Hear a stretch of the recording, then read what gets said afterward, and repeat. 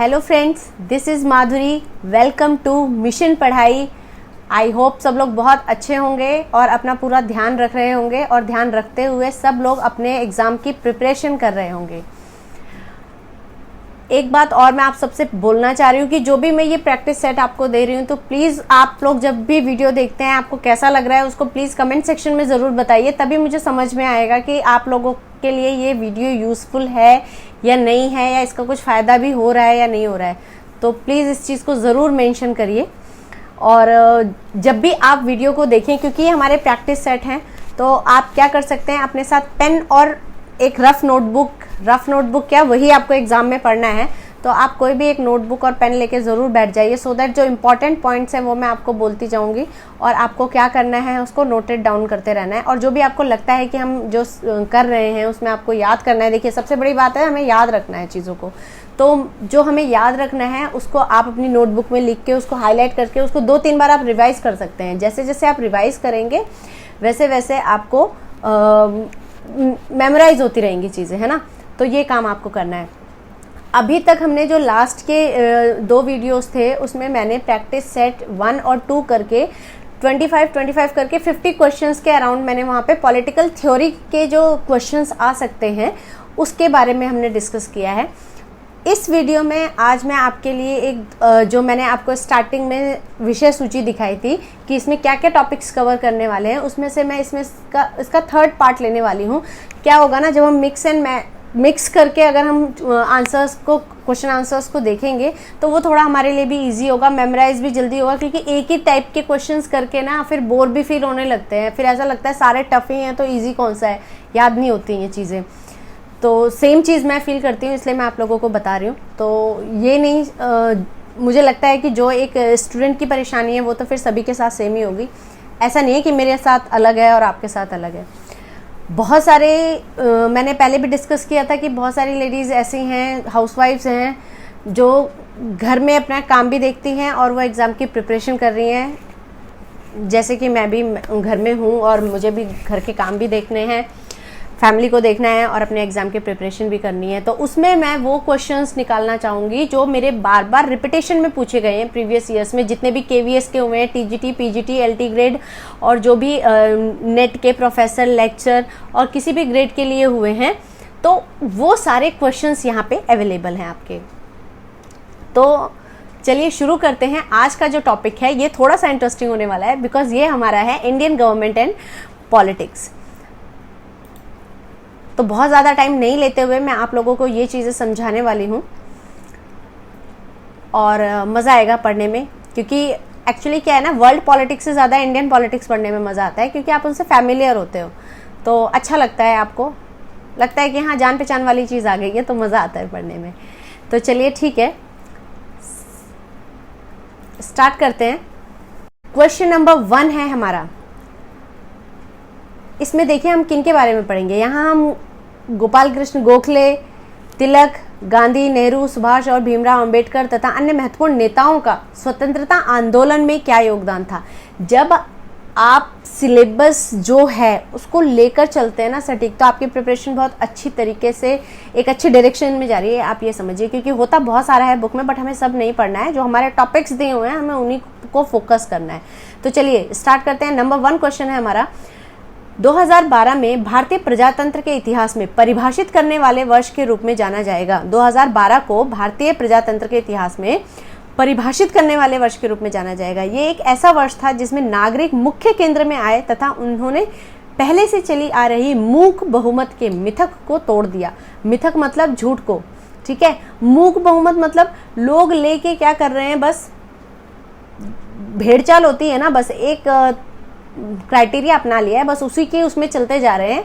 लेकिन 2012 में क्या हुआ है, लोगों ने अपने दिमाग से उस चीज़ को काम किया है, कहा है। ये कथन किसका है? 2012 में ये कथन है विनोद राय जी का। ये कौन थे विनोद राय जी? ये IAS ऑफिसर थे, ठीक है ना। तो एडमिनिस्ट्रेशन में थे, तो इन्होंने इस चीज़ को कहा है। तो आपको याद रखना है विनोद राय। पहली बार लोगों ने क्या है खुलकर अपने आप निर्णय दिया, ठीक है। ऐसा नहीं है जो पहले से ही एक गवर्नमेंट चली आ रही है बस उसको देखा और उसी को वोट कर दिया। बाकी पॉलिटिक्स में देखिए मैं किसी को पर्टिकुलर पार्टी को कुछ भी मैं फेवर नहीं कर रही हूँ, मुझे कोई ये नहीं कहेगा कि मैम ने इस पार्टी को सपोर्ट कर दिया है, ठीक है।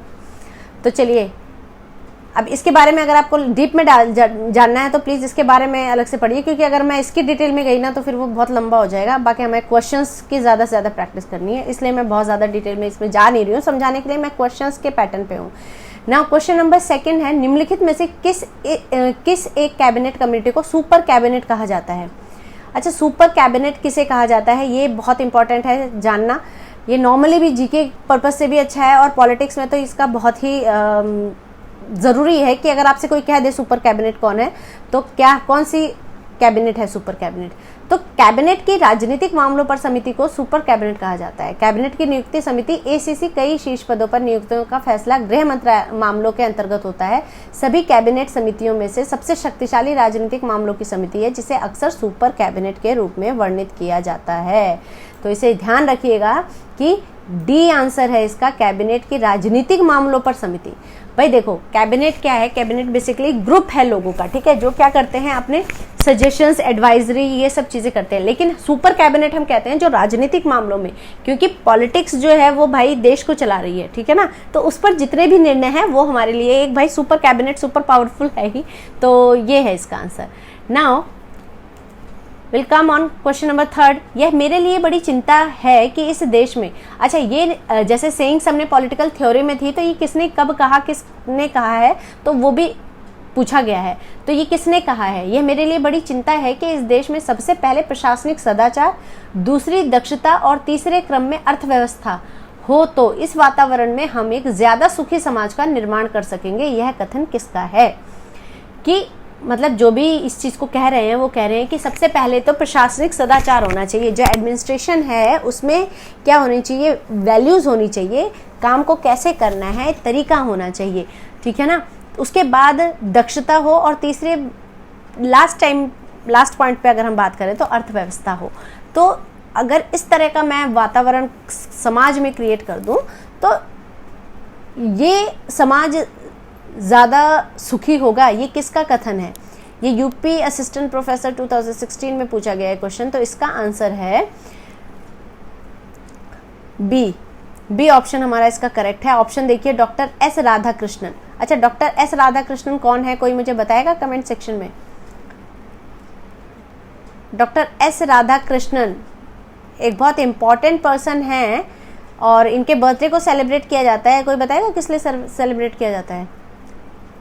जिसे पता है प्लीज बताइए, अगर किसी को पूरा नाम पता चल रहा है डॉक्टर एस राधाकृष्णन का। तो उन्होंने कहा है, ये याद कर लीजिए। देखिए जब एंड टाइम पे समझ ना आए ना तो रट्टा मारने में कोई बुराई नहीं है भाई, एग्जाम निकालना है तो एग्जाम के लिए कुछ भी करिए आप। यह मेरे लिए बड़ी चिंता है कि इस देश में जब पहले प्रशासनिक सबसे, इसका आंसर है बी। यह मेरे लिए बड़ी चिंता है कि इस देश में सबसे पहले प्रशासनिक सदाचार, दूसरी दक्षता और तीसरे क्रम में अर्थव्यवस्था हो तो वातावरण में हम एक ज्यादा सुखी समाज का निर्माण कर सकेंगे। यह कथन डॉक्टर एस राधाकृष्णन ने कहा है जब इंडियन इंस्टीट्यूट पब्लिक एडमिनिस्ट्रेशन की पहली वर्षगांठ थी, तब उन्होंने ये चीज बोली है। नाउ क्वेश्चन नंबर 3 है, किसके वर्णन में यह कहा गया है कि मौलाना आजाद, जवाहरलाल नेहरू, वल्लभ भाई पटेल और राजेंद्र प्रसाद सभा के अंदर एक कुलीन तंत्र का निर्माण करते थे? ठीक है, ये किसने कहा है? ग्रॉनविल ऑस्टिन ने ये कहा है कि मौलाना आजाद, जवाहरलाल नेहरू, वल्लभ भाई पटेल और राजेंद्र प्रसाद संविधान सभा के अंदर एक कुलीन तंत्र का निर्माण करते हैं। कुलीन तंत्र हो गया, कुलीन तंत्र मतलब एक जो उच्च पद पे होता है ना, एक प्रेस्टिजियस जो होता है वो कुलीन तंत्र में आता है। दैट मीन्स उनके अंदर एक जो होती है ना पर्सनैलिटी अलग से ही दिखती है कि पढ़ा लिखा है, समझदार है और एक लेवल है उनका, एक है ना। तो वो चीज़ किसके अंदर है? तो ये अगर ये लोग मिल जाते हैं, ये 4 लोग मिलते हैं तो ये कुलीन तंत्र का निर्माण करते हैं। ये बात कही है ग्रॉनविल ऑस्टिन ने। ये डी है हमारा ऑप्शन और ये हमारा करेक्ट है, तो नोट कर लीजिए आप। अच्छा, ऑल पार्टी कॉन्फ्रेंस 1928 की अध्यक्षता किसने की थी?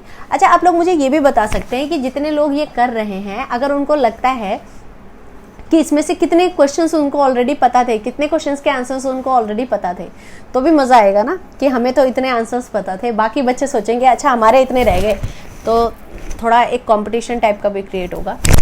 याद भी करेंगे, बीच बीच में मैं क्वेश्चन भी पूछती जाऊंगी कि क्या है इसका आंसर, तो बताइए। अच्छा, ऑल पार्टी कॉन्फ्रेंस 1928 याद रखना है, ठीक है। अब इसकी अध्यक्षता किसने की थी, तो डॉक्टर M.A. अंसारी ने की है, ठीक है ना। ऑल पार्टी कॉन्फ्रेंस की अध्यक्षता 1928 में डॉक्टर M.A. अंसारी ने की है। कॉन्फ्रेंस में मिलकर सभी दलों ने लखनऊ में 28 से 31 अगस्त 1928 तक अपनी बैठक की और इसने भारत के लिए डोमिनियन स्टेटस की सिफारिश की थी। That is again an important question. तो आप इसको, भाई एक क्वेश्चन आपसे इसमें से ये भी पूछा जा सकता है कि भारत को डोमिनियन स्टेटस की सिफारिश, भारत के लिए डोमिनियन स्टेटस की सिफारिश कब की गई थी, तो आप ये याद रख सकते हैं 1928 में, ठीक है ना। लखनऊ में जो बैठक होनी थी 28 से 31 अगस्त में हुई थी, तब उसमें भारत के लिए डोमिनियन स्टेटस की सिफारिश की गई थी, ठीक है ना। नाउ क्वेश्चन नंबर 6 है हमारा, भारतीय राष्ट्रीय कांग्रेस के प्रथम अधिवेशन की अध्यक्षता किसने की, बहुत इंपॉर्टेंट है प्रथम अधिवेशन। अच्छा, आपको ये भी पता होगा कि राष्ट्रीय कांग्रेस की स्थापना किसने की थी, ये की थी A.O. ह्यूम्स ने की थी, ठीक है ना। तो अब कई लोगों को ये लगेगा कि A.O. ह्यूम्स तो अंग्रेज थे, इन्होंने कांग्रेस की स्थापना की, फिर बाद में कांग्रेस भारत की पार्टी हो गई, तो पढ़ा होगा भाई, इतने टाइम से पॉलिटिक्स पढ़ रहे हैं तो चीज़ें पता होंगी। भारतीय राष्ट्रीय कांग्रेस का प्रथम अधिवेशन हुआ था, ये बहुत इंपॉर्टेंट है, क्योंकि 1885 में इसको फॉर्म किया गया था, ठीक है ना। तो दिसंबर 1885 में हुआ था और इसकी अध्यक्षता, ठीक है ना, इसकी अध्यक्षता एक्चुअली व्योमेश चंद्र बनर्जी ने की थी, ठीक है ना। W.C. बनर्जी आंसर होगा। इसमें ए क्यों दिया हुआ है, ये ए ऑप्शन गलत है जी। भारतीय राष्ट्रीय कांग्रेस को देखिए फॉर्म जो किया है वो A.O. ह्यूम्स ने किया है, ठीक है ना, लेकिन अधिवेशन की अध्यक्षता W.C. बनर्जी ने की है, व्योमेश चंद्र बनर्जी ने। ये इंपॉर्टेंट है, ठीक है ना। तो ये आप इसको नोट डाउन कर लीजिए, ये गलत दे दिया है बुक में, प्लीज इसको कैंसिल करके आप आंसर लिखिए कि ये W.C. बनर्जी ने की है, व्योमेश चंद्र बनर्जी द्वारा की गई है। अच्छा, कांग्रेस के प्रथम अधिवेशन में कितने प्रतिनिधि थे, ये भी क्वेश्चन पूछा जा सकता है, तो 72 प्रतिनिधि थे, ठीक है ना, याद रखना है इसको। नाउ क्वेश्चन नंबर 7 है, भारत में खिलाफत आंदोलन निम्नलिखित में से किस मुस्लिम देश से जुड़ा था। अच्छा, खिलाफत आंदोलन अगर आपने पढ़ा होगा तो याद है, ये तुर्की के जो वो थे खलीफा, उनसे जुड़ा हुआ था, तो आंसर तुर्की है इसका, ठीक है ना। ये क्लास 10th में भी दिया गया है, आप इसका पूरा डिटेल देख सकते हैं। भारत में खिलाफत आंदोलन तुर्की मुस्लिम देश से संबंधित था। 1908 में तुर्की के युवा तुर्क दल द्वारा शक्तिहीन खलीफा के प्रमुखों का उन्मूलन की समाप्ति का प्रथम चरण था। इसका प्रभाव भारतीय मुसलमानों पर नगण्य पड़ा। इस निर्णय ने खिलाफत को और व्यापक आंदोलन बना दिया था। खिलाफत आंदोलन आप लोगों को पढ़ा होगा क्लास 10th में। क्या था इसमें, जो तुर्की के जो खलीफा थे, खलीफा होते हैं रिलीजियस, जो रिलीजियस गुरु थे मुस्लिम, वो तुर्क के जो थे, ओटोमन एम्पायर, तो वहाँ पे जो खलीफा थे उनको क्या कर रहे थे ब्रिटिशर्स, उनको मतलब अलग कुछ उनके खिलाफ थे। तो हम अब गांधी जी ने यहाँ पे देखिए एक अच्छा मौका ढूंढा कि वो कहते हैं ना, दुश्मन का दुश्मन अपना दोस्त होता है, इस टाइप से जो बात होती है। तो उसमें क्या हुआ कि हमें हमारा दुश्मन ब्रिटेन के दुश्मन तुर्की वाले, और तुर्की क्या हो गया फिर अपना दोस्त हो गया भाई, है ना। ओटोमन को जो खलीफा थे, अब उनको क्या करना था, हमें अब एक्चुअली मुस्लिम धर्मगुरु थे तो मुस्लिमों का अटैचमेंट था उनसे, है ना। तो जब मुस्लिमों का अटैचमेंट था तो ऑब्वियसली क्या होगा कि यहाँ के मुसलमान जो होंगे वो भी उनके वो उसके लिए होंगे कि हम इनको सपोर्ट करें।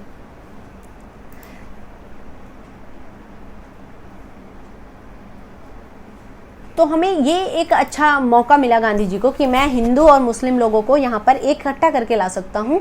क्यों? क्योंकि जो हमारे देश के मुस्लिम हैं, हम उनको इस चीज़ के लिए मोटिवेट कर सकते हैं कि हाँ जी, अब हमें क्या करना है, ब्रिटिशर्स के खिलाफ कार्रवाई करनी है, क्योंकि वो तो आपके जो रिलीजियस गुरु हैं उनको वो धक्का पहुँचा रहे हैं, क्षति पहुँचा रहे हैं। तो यहाँ पर भी आंदोलन तेज हो गया था उस चीज़ को लेकर, ठीक है। अच्छा, बहुत इंपॉर्टेंट, हंटर कमेटी की रिपोर्ट किससे संबंधित है? तो देखिए इसमें मैं आपको एक इंपॉर्टेंट चीज़ बताऊंगी, पहले हम क्वेश्चन नोट कर लेते हैं। देखिए इसके जो 4 ऑप्शंस दिए हुए हैं, मैं चारों ऑप्शंस भी नहीं पढ़ रही हूँ, टाइम बहुत लगेगा। तो इसका आंसर है सी, जलियांवाला बाग के दुख से, ठीक है ना। हंटर कमेटी रिपोर्ट किससे संबंधित थी? तो देखो आपने 2 बार पढ़ा होगा, एक तो ये हंटर कमेटी रिपोर्ट आप पढ़ रहे हैं और एक है आपका हंटर कमीशन, ठीक है ना। ये दोनों अलग अलग हैं। अगर आपको कुछ लगता है हंटर कमीशन और हंटर कमेटी जो रिपोर्ट थी इसमें आप डिफ्रेंशिएट कर सकते हैं तो प्लीज़ कमेंट सेक्शन में बताइए, अच्छा लगेगा मुझे जानकर। मैं बता देती हूँ, एक हंटर कमीशन आया था, वो किससे रिलेटेड था हमारा, वो हमारा पढ़ाई से रिलेटेड था, हंटर कमीशन, ठीक है ना, याद रखना, हंटर कमीशन पढ़ाई से प्राइमरी एजुकेशन से रिलेटेड था। और ये है हमारा हंटर कमेटी रिपोर्ट बनी थी जो जलियांवाला बाग हुआ था मैस्करे, उसकी पूरी छानबीन करने के लिए जो कमीशन बैठाया गया था वो थी हंटर कमेटी। 1919 में सरकार ने विवशता से जलियांवाला बाग हत्याकांड की जांच हेतु, मतलब मजबूर हो गए थे अंग्रेज उसकी जांच करने के लिए, इसलिए उन्होंने इस कमेटी को बनाया है, ठीक है ना। तो लॉर्ड हंटर की अध्यक्षता में एक आयोग का गठन किया गया और इस आयोग में 8 सदस्य थे, याद रखिएगा ये भी इंपॉर्टेंट है। इस आयोग में 8 सदस्य थे जिसमें 5 अंग्रेज और 3 भारतीय थे, ठीक है ना, Hunter committee report. Now question number 9 है, भारतीय उपमहाद्वीप में आधुनिकता द्वारा पारंपरिक सामाजिक ढांचे के समक्ष चुनौतियों के सामने खड़ा होने वाला पहला व्यक्ति कौन था? आधुनिकता एवं पारंपरिक सामाजिक ढांचे के समक्ष, ठीक है ना, तो ये कौन था? ये है हमारे राम मोहन राय। राजा राम मोहन राय का नाम आपने सुना ही होगा। इन्होंने समाज में बहुत सारे जो रिफॉर्मेशन लेके आए। सबसे पहले तो इन्होंने सती प्रथा को ही ख़त्म किया, ठीक है ना, तो इनको भारतीय पुनर्जागरण का जनक भी माना जाता है, तो ये आपको बहुत इंपॉर्टेंट है, याद रखना है। नाउ क्वेश्चन नंबर 10 है हमारा, 1936 में इंडिपेंडेंट लेबर पार्टी के संस्थापक कौन थे? बहुत बहुत बहुत इंपॉर्टेंट क्वेश्चन है और बहुत बार पूछा गया है। अभी आप देखेंगे आपको 3-4 बार और आएगा ये चीज़, तो याद रखना है 1936 में इंडिपेंडेंट लेबर पार्टी के संस्थापक कौन थे। अब नेक्स्ट टाइम ये क्वेश्चन आने वाला है तो मैं इसका आंसर नहीं बताऊंगी, इस टाइम तो बता देती हूँ क्या है, याद रखना है सबको, ये है BR अम्बेडकर जी, ठीक है ना। तो इंडिपेंडेंट लेबर पार्टी के संस्थापक BR अम्बेडकर जी हैं। यह पार्टी 1937 में केंद्रीय विधानसभा के चुनाव में 15 सीटें जीती थी, ठीक है, बनी 1936 में थी, याद रखिएगा। Independent labour party BR Ambedkar ने सन 1936 में बनाई थी, 1937 में इसने केंद्रीय विधानसभा के जो चुनाव थे उसमें 15 सीटें जीती थी। उन्होंने अपनी पुस्तक जाति के विनाश में इसी वर्ष प्रकाशित की, जो उनके न्यूयॉर्क में लिखे एक शोध पर आधारित थी, ये भी इंपॉर्टेंट है।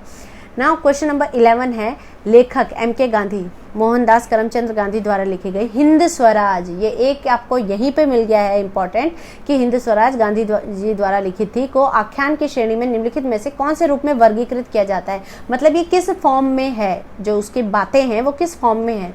तो राजनीतिक निबंध, संवाद, राजनीतिक व्याख्यान, संवाद विश्लेषण, राजनीतिक निबंध। तो याद रखना ये संवाद के रूप में है, ठीक है, कन्वर्सेशन होती है ना जिस तरीके से, उसमें हिंद स्वराज के बारे में, हिंद स्वराज आप कह सकते हैं कन्वर्सेशन फॉर्म में है, बातचीत फॉर्म में है, ठीक है ना। किस श्रेणी में रखा जाता है? तो संवाद की श्रेणी में वर्गीकृत किया गया है।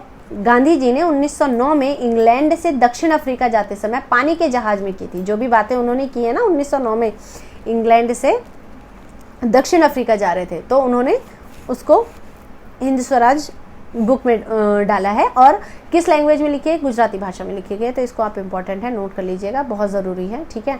नाउ नेक्स्ट क्वेश्चन है हमारा, निम्नलिखित में से भारतीय राष्ट्रीय संघर्ष में उदारवादी कौन थे?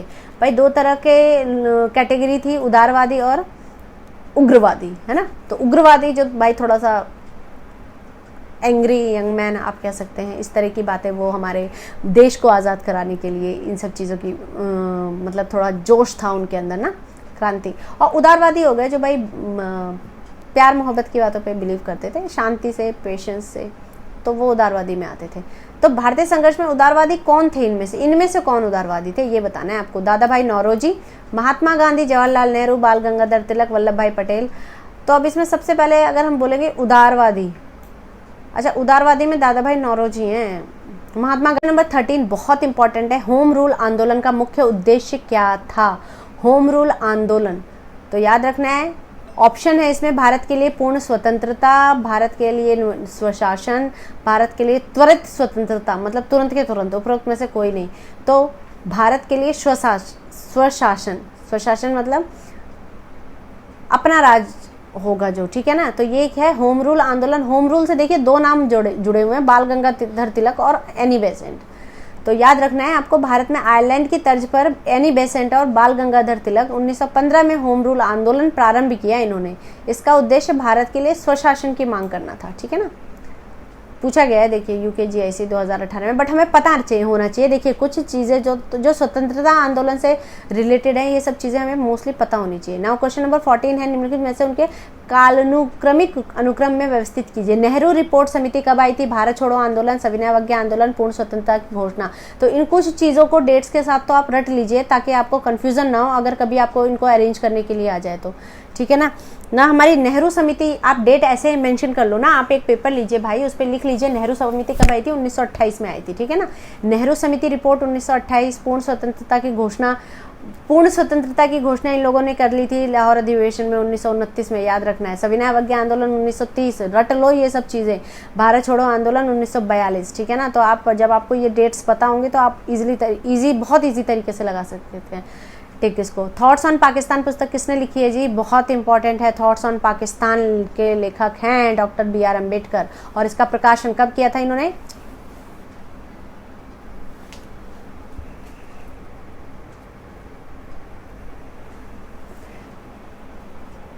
थॉट ऑन पाकिस्तान पुस्तक लिखी है डॉक्टर BR अम्बेडकर जी ने, ठीक है ना। और कब हुई थी ये प्रकाशित?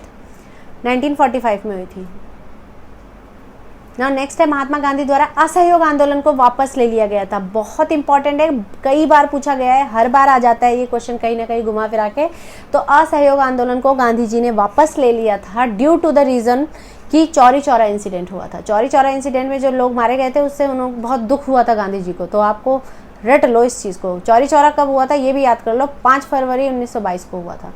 गांधी जी द्वारा असहयोग आंदोलन वर्ष 1920 में प्रारंभ किया गया था, ठीक है। अब असहयोग आंदोलन में क्या था कि हम कॉपरेट नहीं करेंगे। गांधी जी ने बोला था कि ब्रिटिशर्स ज़्यादा दिन तक यहाँ भारत में रह ही नहीं पाएंगे अगर आप उनको कॉपरेट नहीं करेंगे। तो वो जितनी भी चीज़ें वो कर रहे हैं ना, उन सब से आप बॉयकॉट कर दो। उनकी कॉलेज इंस्टीट्यूशंस इन सब में मत जाओ, तो ये हो जाएगा कि हमने सहयोग नहीं दे रहे हैं। असहयोग आंदोलन हो गया वो, इसीलिए उसमें विदेशी वस्तुओं का बहिष्कार किया गया था पूरी तरीके से और स्वदेशी की अवधारणा पर बल दिया गया था। तो याद रखिएगा, ये बहुत इंपॉर्टेंट है। और चौरी चौरा कांड के स्वरूप 12 फरवरी को 1922 को असहयोग आंदोलन वापस ले लिया गया था। नाउ क्वेश्चन नंबर 17 है, निम्नलिखित में से कौन सा सुमेलित नहीं है? देखिए, नहीं है पे आपको बहुत ज़्यादा ध्यान रखना है।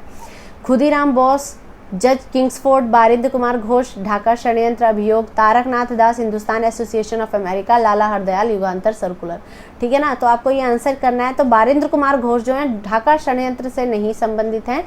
बारिंद्रनाथ घोष का संबंध मुख्यतः युगांतर पत्रिका या जुगांतर भी पत्रिका से था, क्योंकि वहाँ के संपादक थे, और जो अनुशीलन समिति थी वो प्रकाशित करती थी बंगाली साप्ताहिक पत्रिका, ठीक है ना। तो बारिंद्रनाथ घोष को अलीपुर बम केस में फांसी की सज़ा सुनाई गई थी।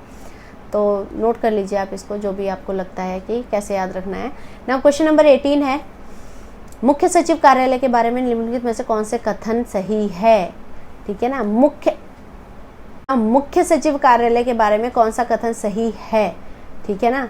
तो ये देखिए कितनी बार पूछा गया है। ये CGPCSC असिस्टेंट प्रोफेसर 2014 में पूछा गया, 28 सितंबर 2016 को भी पूछा गया है।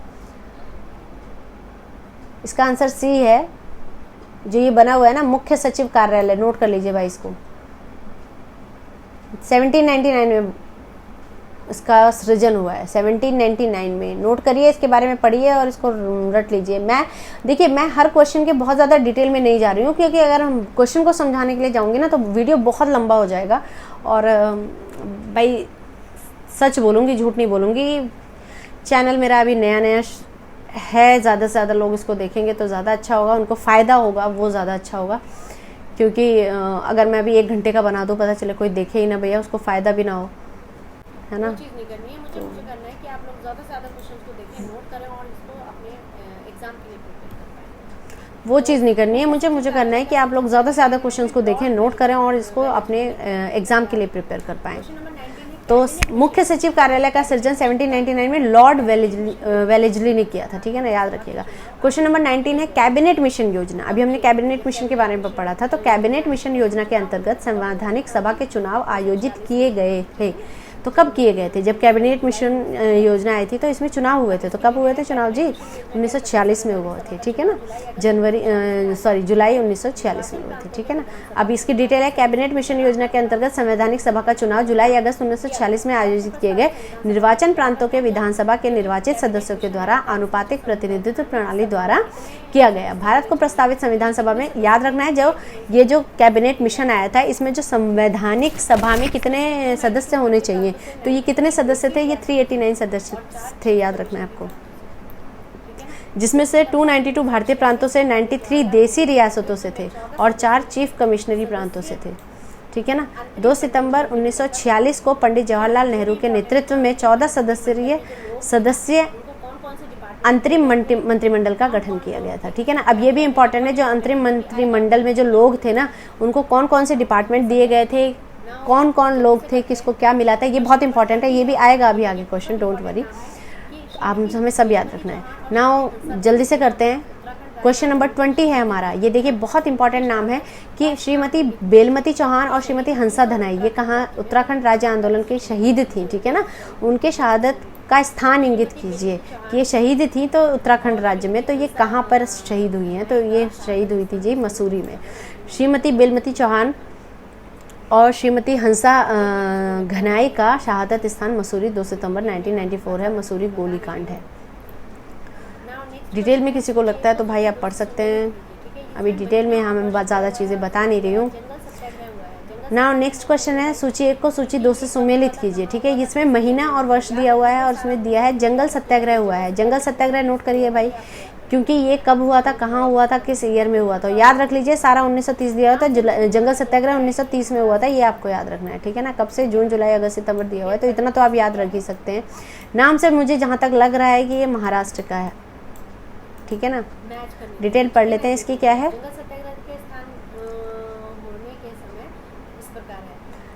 मैच करने के लिए, ठीक है ना, देख लीजिए आप। जंगल सत्याग्रह के स्थान होने के समय इस प्रकार है। गट्टा सिल्ली 30 जून 1930, मोहबना जुलाई 1930, रुद्री नवागांव अगस्त 1930, तमोरा सितंबर 1930। ठीक है ना। नाउ क्वेश्चन नंबर 22 है, निम्नांकित में से भारतीय राष्ट्रीय कांग्रेस के 1889 में हुए बम्बई अधिवेशन में छत्तीसगढ़ के एकमात्र प्रतिनिधि कौन थे। ठीक है ना। छत्तीसगढ़ के एकमात्र प्रतिनिधि कौन थे भारतीय राष्ट्रीय कांग्रेस के, जब 1889 में। अच्छा, अब मुझे बताएंगे भारतीय कांग्रेस की स्थापना कब हुई थी। 1885 में। ठीक है ना। पहला अधिवेशन जो हुआ था उनका कांग्रेस का, उसकी अध्यक्षता किसने की थी, व्योमेश चंद्र बनर्जी ने, तो याद रखिएगा। ठीक है ना। अब यहाँ पर पूछा है 1889 में बम्बई अधिवेशन में छत्तीसगढ़ में एकमात्र प्रतिनिधि कौन थे। ठीक है ना। तो याद रखना है आपको, ये थे हमारे वामनराव लाखे। ठीक है ना। भारतीय राष्ट्रीय कांग्रेस के 1889 में हुए बम्बई अधिवेशन में छत्तीसगढ़ के नारायण राव मेघवाले एकमात्र प्रतिनिधि थे। ध्यान है कि भारतीय राष्ट्रीय कांग्रेस का गठन 1885 में होता है, जिसके प्रथम अध्यक्ष डब्ल्यू.सी. बनर्जी थे। देखिए जो चीज़ मैंने आपको पहले ही बता दी है। नाउ नेक्स्ट क्वेश्चन है, इनमें से किसने मोहनदास करमचंद गांधी के आगमन के पूर्व राष्ट्रवादी आंदोलन को आम लोगों के उलट वर्ग विशिष्ट का प्रतिनिधित्व करने वाले आंदोलन के रूप में वर्णित किया है। मतलब जो मोहनदास थे, जो गांधी जी थे, उनके आने से पहले जितने भी राष्ट्रीय आंदोलन हो चुके हैं, लोगों के उलट, मतलब जो लोग कर रहे हैं उसका उल्टा है, वर्ग विशिष्ट का प्रतिनिधित्व करने वाले। मतलब कि गांधी जी के आने से पहले जितने भी हुए ना, वो पर्टिकुलर एक कम्युनिटी और उसको रिप्रेजेंट करते थे, आम लोगों को नहीं रिप्रेजेंट करते थे। ये बात किसने कही है। ठीक है ना। ये बात कही है रविंद्र कुमार ने। ठीक है। तो रट लीजिए, याद कर लीजिए, जो भी आपको लगता है करिए इसको। नाउ क्वेश्चन नंबर, ये क्वेश्चन पूछा गया है यूजीसी नेट में पूछा गया। नीचे दिए गई सूचियां जो हैं, सूची 1 सूची 2 को भारतीय लोकतंत्र की आलोचना है। इन दोनों को सूचियों को सुमेलित कीजिए और नीचे दिए गए कूट का, तो इसका आंसर देख लेते हैं। देखिए, गांधीवादी, हिंदू राष्ट्रवादी दृष्टिकोण है, ये लोग हैं। अब हमें इसका आंसर देखना है। मैं आंसर पे जा रही हूँ सीधे, मैं मैच नहीं कर रही हूँ यहाँ पर। आप सीधे सीधे आंसर सी इसका है, ये ए का 3, बी का 1, सी का 4, डी का 2। तो आप सीधे इसको देखिए क्या है। हिंदू राष्ट्रवादी से मैच होगा 3rd नंबर, स्वदेशी लोकतांत्रिक परंपराओं की उपेक्षा करते हुए पश्चिमी लोकतंत्र का अनुकरण। ठीक है। स्वदेशी लोकतांत्रिक परंपराओं की उपेक्षा करते हुए हिंदू राष्ट्रवादी जो लोग थे, इन्होंने ये बोला कि इन्होंने आलोचना की है ना, भाई भारत में जो चल रहा है उसकी आलोचना की है। तो क्या आलोचना की है उन्होंने ये आलोचना की है कि क्या है, ये स्वदेशी है, लोकतांत्रिक परंपराओं की तो हम लोग उपेक्षा करते हैं, और जो पश्चिमी लोकतंत्र चल रहा है हम उसका अनुकरण कर रहे हैं। ये किसने कहा है, ये हिंदू राष्ट्रवादी ने कहा है। ठीक है ना। गांधीवादी जो थे वो क्या कहते थे, उनकी आइडियोलॉजी थी प्रत्यक्ष और स्थानीय लोकतंत्र के लिए सीमित स्थान है। ठीक है ना। मार्क्सवादी मतलब इन्होंने आलोचना है, ये बुराई है कि प्रत्यक्ष और जो स्थानीय लोकतंत्र हैं उनके लिए लिमिटेड जगह दी हुई है। ठीक है, मार्क्सवादी जो थे उनका है कि ये मार्क्सवादी कहते थे कि भारतीय लोकतंत्र एक छलावा है, यह प्रभावशाली हितों की शक्तियों व विशेषाधिकारों को बनाए रखता है। ठीक है, मतलब जिसके पास पावर है भाई उसकी शक्ति को तो ये बनाए रखता है, बाकी लोगों के लिए नहीं है ये। उदारवादी लोकतंत्र हो गया लोकतांत्रिक। उदारवादी लोकतांत्रिक लोगों ने क्या बोला है कि व्यक्तिगत गरिमा और स्वतंत्रता सुनिश्चित करने में सफल नहीं हुआ है, मतलब पर्टिकुलर लोगों के लिए ये काम नहीं कर पाया है। ठीक है ना, ये क्वेश्चन नंबर 24 हो गया। लास्ट क्वेश्चन मैं आज आपको बताऊंगी, इसके आगे हम कल करेंगे डिस्कस, या इसमें 28 दिए 28 कर ही लेते हैं फिर, है ना। नीचे दिए गए जिसमें से एक अभिकथन ए है और दूसरा आर के कथनों को पढ़िए और इस पर जैसे कहते हैं ना तर्क वितर्क निकालते हैं, तर्क है ये। गांधी जी के अनुसार प्रबुद्ध अराजकता का तात्पर्य उस समाज से है जो राज्य के निग्रह बल के बिना कार्य करता है। भाई गांधी जी के क्या कहते थे कि प्रबुद्ध अराजकता का तात्पर्य क्या है, उस समाज से है जो राज्य के निग्रह बल के बिना कार्य करता है, मतलब राज्य के पास कोई बल नहीं है, कोई शक्ति नहीं है और उसके बिना वो काम कर रहा है। तो ये क्या है, ये इससे अराजकता फैलेगी समाज में। ठीक है ना। अब इसमें तर्क क्या क्या दिए हैं कि और आर है कि व्यक्तियों को अपने ऊपर पर पूर्ण नियंत्रण होता है। भाई मान लो आप काम कर रहे हो, है ना, पार्टी में हो, काम कर रहे हो, तो क्या जो वहाँ पे पॉलिटिशियन लीडर है अगर आप उनके पावर नहीं दोगे, ठीक है ना, तो वो क्या करेंगे, पावर नहीं देंगे तो अगर मान लो सपोज उनको बहुत पावर दे दी है तो क्या वो उस पर पूर्ण नियंत्रण रख सकेंगे? उनको लगेगा कि हाँ भाई हमारी पावर है, हमारी इतनी लिमिटेशन है तो उसके अंडर में काम करना चाहिए। मुझे तो नहीं लगता ऐसा कोई करता है। तो सेम ये चीज़ गांधी जी कह रहे हैं कि अराजकता तब फैल जाएगी अगर आपके पास पावर नहीं है, आप बिना पावर के काम कर रहे हैं। ठीक है ना। नाउ नेक्स्ट है ए गलत परंतु आर सही, ए और आर दोनों सही परंतु आर ए की सही व्याख्या नहीं कर रहा है। ठीक है ना। ए सही है परंतु आर गलत है, ए और आर दोनों सही हैं। डी है गांधी जी के अनुसार प्रबुद्ध अराजकता का तात्पर्य उस समाज से जो राज्य के निग्रह बल का कार्य करता है क्योंकि व्यक्तियों को अपने ऊपर पूर्ण नियंत्रण होता है। गांधी जी की अराजकता को दार्शनिक अराजकता कहा जाता था। ठीक है ना, ये याद रखना है। नाउ क्वेश्चन नंबर 26 है, यदि ह्यूम और दूसरे इंग्लिश उत्तरवादी कांग्रेस का एक सेफ्टी वॉल्व के रूप में इस्तेमाल करने की उम्मीद करते थे तो कांग्रेस नेतागण ह्यूम का एक लाइटनिंग कंडक्टर के रूप में इस्तेमाल करने की उम्मीद करते थे। यह कथन किसका है? भाई ये पूरी लाइन किसने बोली है ह्यूम और बाकी लोगों के लिए? ठीक है ना, तो दोबारा पढ़ लीजिए इसको ध्यान से और नोट कर सकते हैं। ये इंपॉर्टेंट चीज़ बिपिन चंद्र ने की है। तो अगर हम देखेंगे तो बिपिन चंद्र हमारे उग्रवादी नेताओं में थे। बालपाल और बाल आपने सुना होगा, उसमें से एक थे। नाउ क्वेश्चन नंबर 28 में भी देखो ये आंदोलन दे दिए, ये राज्य दे दिए, किसने किसको प्रभावित किया, तो बहुत इंपॉर्टेंट है, नोट कर लीजिए। मैं इसका आंसर आपको बता दे रही हूँ क्या है। ठीक है ना। तेभागा आंदोलन पश्चिम बंगाल से रिलेटेड है। Silent valley project Kerala, important है ये। वनवासी सेवा आंदोलन उत्तर प्रदेश। चिल्का बचाओ आंदोलन उड़ीसा। ठीक है ना। चिल्का बचाओ, चिल्का झील है उड़ीसा में, तो उसके लिए ये आंदोलन चला था। वनवासी सेवा आंदोलन उत्तर प्रदेश है ये। साइलेंट वैली प्रोजेक्ट केरल में। तेभागा आंदोलन पश्चिम बंगाल। इंपॉर्टेंट है, वेरी वेरी, इसको नोट कर लीजिए। ठीक है। Now that's all for today. Next set में इसके आगे के जो क्वेश्चन है वो और भी ज़्यादा मज़ेदार हैं। ठीक है, तो आई होप कि आप वीडियो पूरा देखेंगे, क्वेश्चंस को नोट करेंगे और आपको लगता है ये आपके लिए बेनिफिशियल है या आपके फ्रेंड्स के लिए भी है तो अपने फ्रेंड्स में ज़्यादा से ज़्यादा शेयर करिए। मेरे चैनल को सब्सक्राइब करिए, अगर करेंगे तभी आपको आगे के क्वेश्चंस के सेट मिलेंगे, अदरवाइज़ नहीं मिलेंगे। Okay, thank you so much. Preparation अच्छी रखिए। बाय।